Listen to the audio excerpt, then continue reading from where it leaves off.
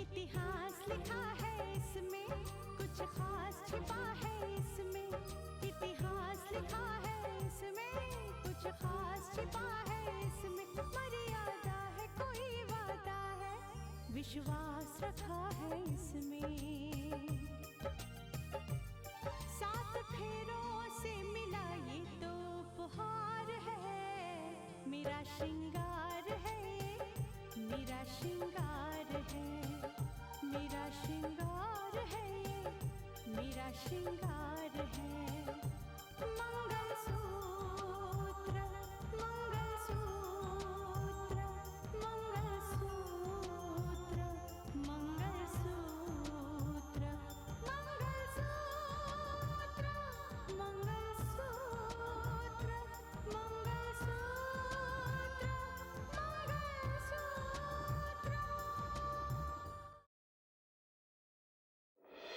बेटा, तुम्हें मैं इसीलिए इन सब बातों से दूर रहने के लिए कह रही हूँ, क्योंकि क्या पता कल को दुश्मन तुम्हें मोहरा बनाकर कोई दूसरी चाल न चलने लगे। मैं तुम दोनों को खुश देखना चाहती हूँ, और वो तब होगा जब तुम दोनों की शादी हो जाएगी। आज मैं यहाँ इस घर की बेटी बनकर नहीं आई, आज मैं यहाँ पर साक्षी की भाभी बनकर आई, उसकी शादी की बात करने के लिए। क्या समझाओगी और कब तक समझाओगी? नहीं, और क्या कहकर समझाओगी तुम? सपोज अगर राकेश का चेहरा उसके सामने आ गया तो कहीं ऐसा ना हो कि घर वालों के सामने वो ये राज खोल दे कि राकेश वही है जो श्रीधर और अंजना के साथ शहर से आया था। तो घर वालों को पता चल जाएगा कि अर्जुन ही असली राकेश है जिसका डॉक्टर ने चेहरा बदला था। और अगर ऐसा हो गया ना स्नेहा, तो हमने विपिन को उस घर में प्लांट करने का जो प्लान बनाया ना, तो हमारा वो पूरा प्लान ही फेल हो जाएगा। मैंने कहा ना सुंदर, मैं उसे समझा दूंगी। वो मेरी बहन है, वो समझ जाएगी। उसकी वजह से ये राज नहीं खुलेगा। अरे इधर मैं समझाने और सुलझाने में लगा हुआ हूँ उस अर्जुन को।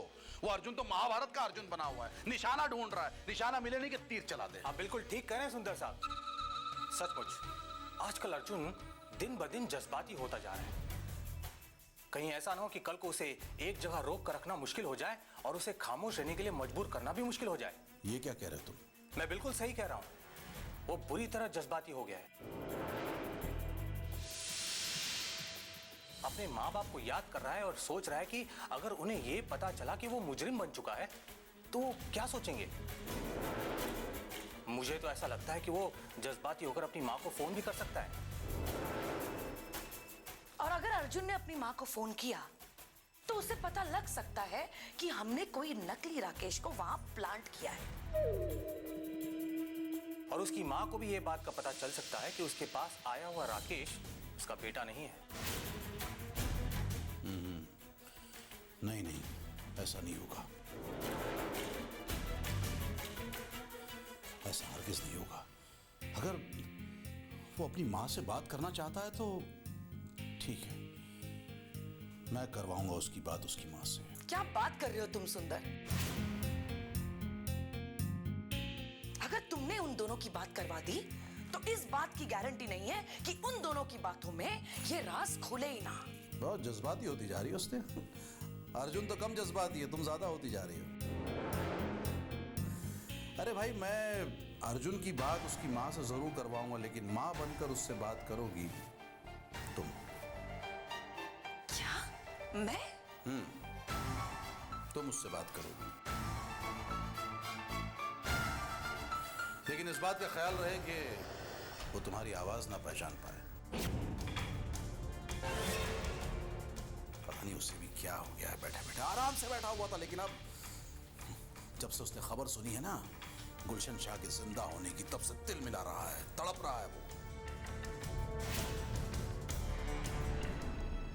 मैम, आपके परेशान होने से महक के सवालों के जवाब तो नहीं मिल जाएंगे।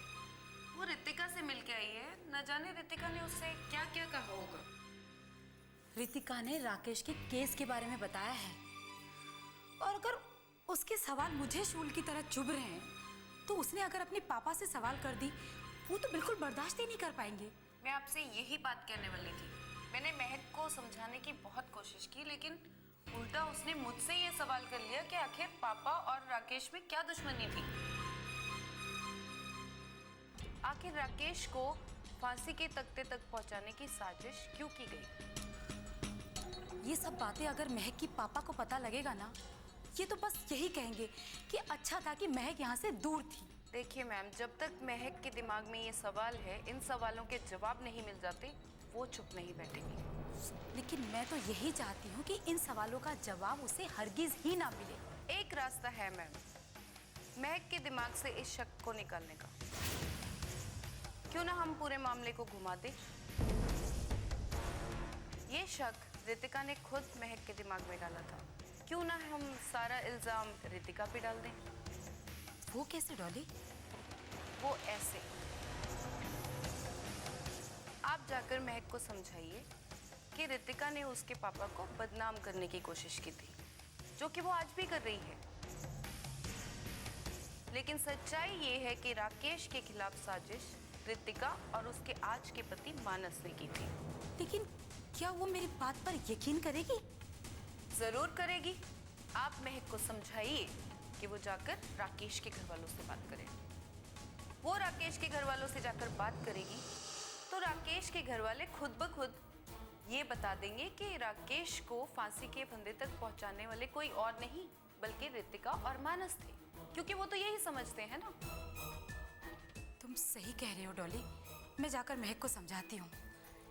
इसी तरह ही महक के दिमाग से इस शक को निकाला जा सकता है। मैं आती हूँ।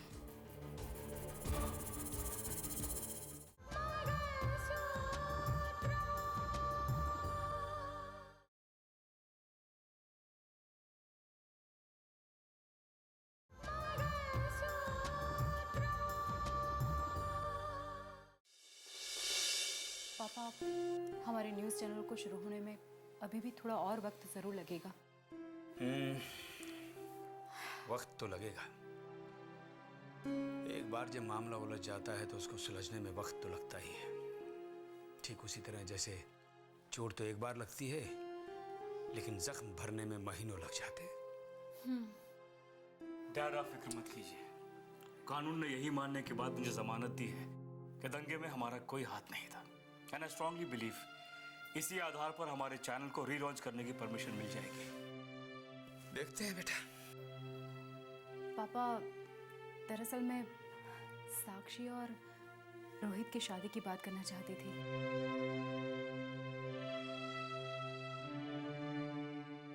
मैं जानती हूँ कि घर का माहौल अभी ठीक नहीं है,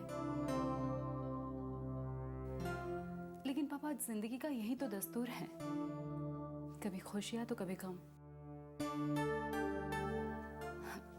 और इस बीच की जो खुशियाँ है ना पापा, उस पर कभी विराम नहीं लगना चाहिए। मुझे इस बात की खुशी है बेटा, तुम्हें अपनी जिम्मेदारियों का एहसास भी है और दूसरों की खुशियों की परवाह भी।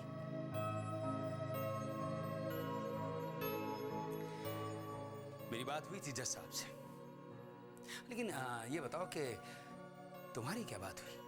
पापा, वो लोग तो तैयार है इस रिश्ते के लिए, हमारी ही तैयारियां बाकी है। बस हमें शादी का मुहूर्त निकलवाना है। मुहूर्त तो हम कभी भी निकाल सकते हैं। तय हमें यह करना है कि हमें शादी किस तरह करनी है।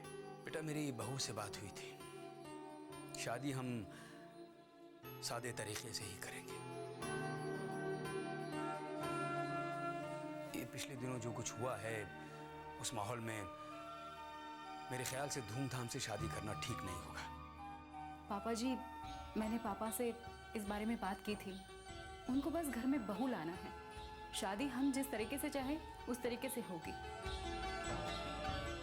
मैंने उनसे बात कर ली है बेटा, लेकिन हाँ, तुम वो साक्षी और रोहित से भी जान लेना। जी पापा। वे उनसे भी तो पूछना पड़ेगा कि वो कैसे शादी करना चाहते हैं। जी हाँ, लेकिन पहले आपको जज साहब से बात करनी चाहिए। वो लोग भी रोहित के साथ डिस्कस करने के बाद ही कोई फैसला करेंगे। ठीक है।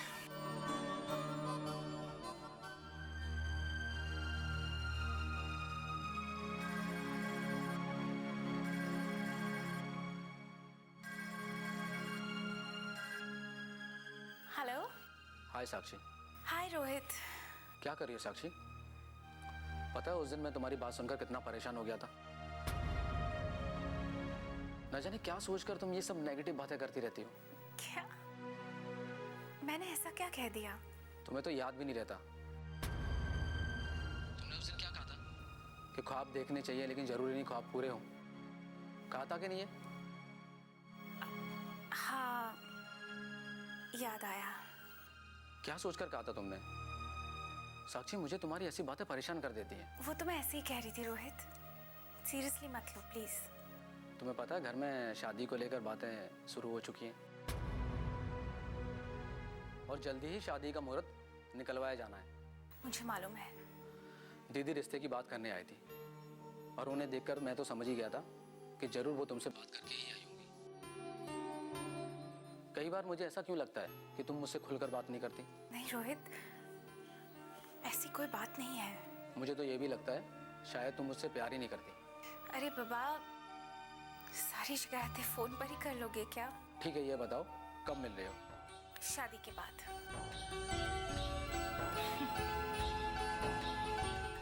चलो अभी मैं फोन रखती हूँ। Okay bye. ओके चलो बाय। लगता है साक्षी से बात कर रहे थे, है ना? अरे नहीं, वो एक्चुअली वो क्या था कि सॉरी, वैसे बिना इजाजत किसी की बात सुननी तो नहीं चाहिए, लेकिन मैंने सुन ली। कोई बात नहीं, लेकिन मैंने आपको कुछ कहा तो नहीं? आप नहीं, तुम। मुझे तुम कहो। लेकिन रिश्ते में आप मुझसे बड़े हैं। हाँ, लेकिन उम्र में तो छोटी हूँ ना। रिश्तों को वैसे ही रहने दीजिए, लेकिन हम दोस्त तो बन सकते हैं ना? हाँ हाँ, क्यों नहीं, लेकिन दोस्ती में किसी को आप नहीं कहा जाता। ठीक है, मैं भी अब तुम्हें तुम कहूंगी।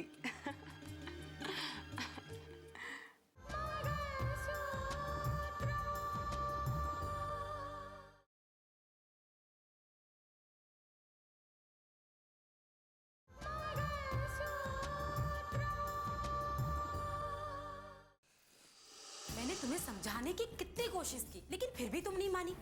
अरे क्या जरूरत थी उस रितिका से मिलने जाने की? लेकिन मैं हकीकत जानना चाहती थी माँ। मैं जानना चाहती थी कि इन सब बातों के पीछे हकीकत क्या है। अब तो तुमने सुन लिया ना हकीकत क्या है। और तुम जो वो राकेश के बारे में जिक्र कर रही थी, उस राकेश के बारे में तो सब कुछ पता चल गया ना तुम्हें? नहीं माँ, जितना मैंने पढ़ा था उससे तो यही जान पाई हूँ कि राकेश एक ATS ऑफिसर था और उस पर देशद्रोह का चार्ज लगा था और अदालत ने उसे फांसी की सजा दी थी। और उस वक्त रितिका उसी राकेश की पत्नी हुआ करती थी। और क्या इस बात का यकीन किया जा सकता है माँ कि एक पत्नी अपने पति को मौत के मुंह में धकेल दे? वो पति जिसने उसे मंगलसूत्र पहनाया हो। तुम किसी की फितरत का अंदाजा नहीं लगा सकती। और कोई ये काम कर सकता हो या ना कर सकता हो, पर ये काम तो रितिका ने ही किया था और इस बात को सब जानते हैं। इसीलिए तुम्हारे पापा ने कहा था कि राकेश के घर में फोन करो ताकि खुद वो लोग तुम्हें बता सके कि राकेश के खिलाफ साजिश किसने की थी। अपने सिर से वो इल्जाम हटाने के लिए रितिका ने वो इल्जाम तुम्हारे पापा के सिर मढ़ दी। अरे मैं तुम्हें इसीलिए समझाना चाहती हूँ कि भूल जाओ उन सारी बातों को। तुम भूल जाऊंगी माँ, लेकिन एक बार उस राकेश के घर वालों से जरूर मिलूंगी ताकि हकीकत का पता लगा सकूं। उस हकीकत की जिसने मेरे पापा के बारे में ऐसे शब्द कहे थे, ताकि उसे जवाब दे सकूं। वैसे माँ, राकेश के घर में कौन कौन है? कौन है जो मुझे सच्चाई बता सके?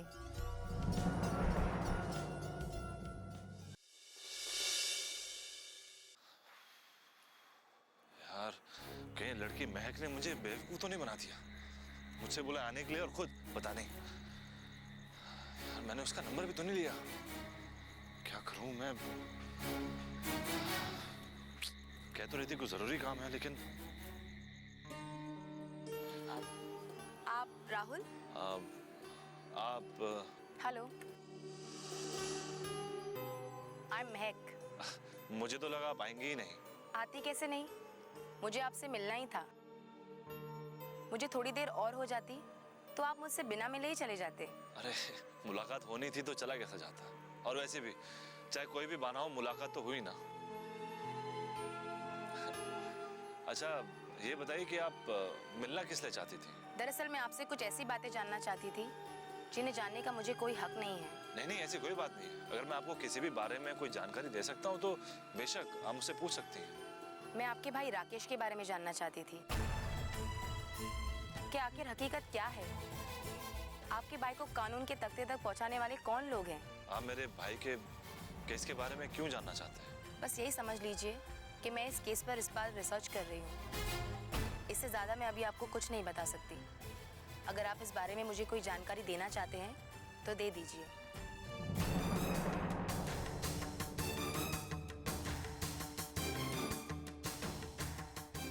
अब जब सबको इस बारे में मालूम पड़ ही गया तो आपसे छुपाने का कोई मतलब तो बनता नहीं है। हकीकत ये है कि मेरे राकेश भैया को फांसी के तख्ते तक पहुंचाने की साजिश उनके अपनों ने की थी। उनकी अपनी पत्नी ने साजिश रची थी जो आज की तारीख में इस जिले के एडीएम है।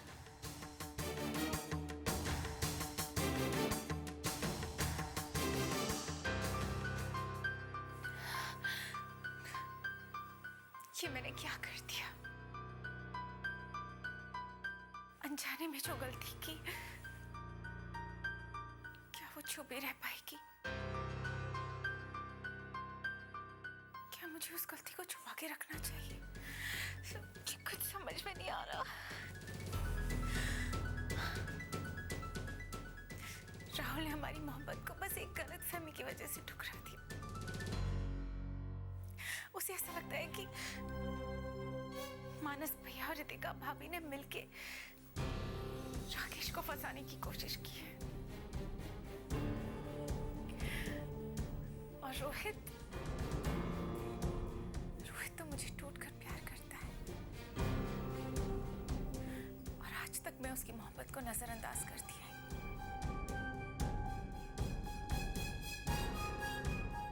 क्या मुझे रोहित को सच्चाई बता देनी चाहिए?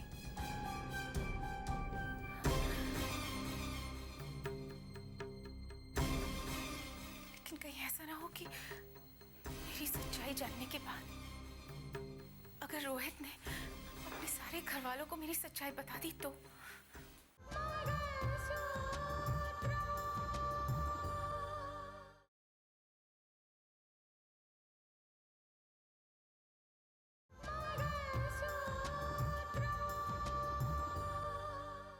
मेरी सच्चाई जानने के बाद अगर रोहित ने अपने सारे घर वालों को मेरी सच्चाई बता दी तो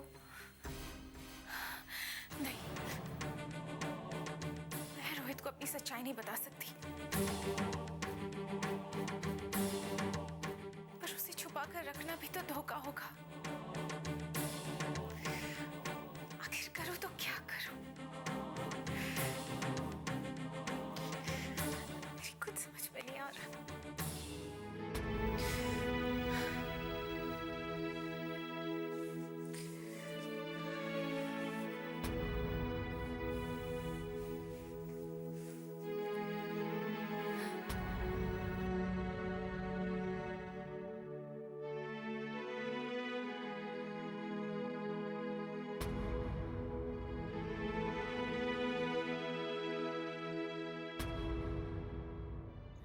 आप समझने की कोशिश क्यों नहीं कर रहा मामा? आखिर कब तक यूं घुट के जीता रहूंगा मैं? मामा आपकी वजह से मैंने अपनी माँ से बात नहीं की। आपकी वजह से मैंने अपने राहुल से बात नहीं की, जबकि मैं जानता हूँ कि वो इस शहर में आ चुका है। हाँ, वो यहाँ आ चुका है, इसी शहर में तुमसे मिलना चाहता है। समझता हूँ मैं, लेकिन शायद तुम ये बात नहीं समझते भांजे कि इस वक्त तुम्हारा किसी से भी मिलना जरूरी नहीं है, बल्कि खुद को कानून की नजरों से दूर रखना जरूरी है। समझने की कोशिश करो भांजे, मैं पुलिस वालों को तुम्हारे घर का दरवाजे का रास्ता नहीं बताना चाहता, समझ लेना। मामा, इतने दिनों तक मैंने अपनी माँ से बात नहीं की है। मैं अपनी माँ से बात करना चाहता हूँ मामा। अगर आप फोन पे बात करवा दें तो ठीक है, वरना मैं खुद उन्हें फोन कर लूंगा। फिर आगे जो कुछ भी होगा देखा जाएगा। नहीं भांजे, क्या बात कर रहे हो तुम? मैं बात करवाता हूँ ना। देखो मैं सिर्फ ये चाह रहा था कि माँ जो है तुम्हारी कुछ दिनों से बीमार है बेटा। मैं नहीं चाहता कि उसे और परेशानी और तकलीफ हो। अब तुम जिद कर रहे हो तो मैं इनकार तो नहीं करूंगा ना बेटा। एक मिनट।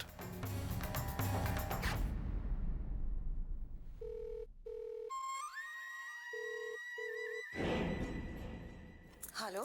हाँ हेलो दीदी, सुंदर बोल रहा हूँ दीदी। लेकिन क्या हुआ दीदी? खुद को संभालिए, आपकी तबीयत कैसी है अब? हाँ मैं समझता हूँ दीदी। क्या है कि तबीयत खराब हो तो आवाज बदल जाती है, शक्ल बदल जाती है। आप ज्यादा स्ट्रेस ना लें। मैंने इसलिए फोन किया क्योंकि राकेश आपसे बात करने के लिए बहुत उतावला हो रहा था। हाँ ठीक है, आप ज्यादा बात ना करें, लेकिन 2 बात कर लें उससे प्लीज। मैं उसे देता हूँ 1 मिनट। बेटा ज्यादा परेशान नहीं कर। कैसी हो माँ? तुम कैसे हो बेटा? बहुत दिनों से तुमसे मुलाकात नहीं हुई, बात नहीं हुई। बहुत याद आते हो तुम बेटा। माँ, आपकी आवाज? तबीयत खराब है बेटा, आवाज बैठी जा रही है। तुमसे बात करना चाहती थी, लेकिन ये सोचकर दिल पर पत्थर रख लिया कि कहीं तुम तक पुलिस न पहुंच जाए। देखो बेटा, तुम्हें बहुत सब्र से काम लेना होगा। तुम मुझे फोन मत करना। ठीक है माँ, आप बिल्कुल सही कह रही हैं। मैं दोबारा आपको फोन नहीं करूंगा।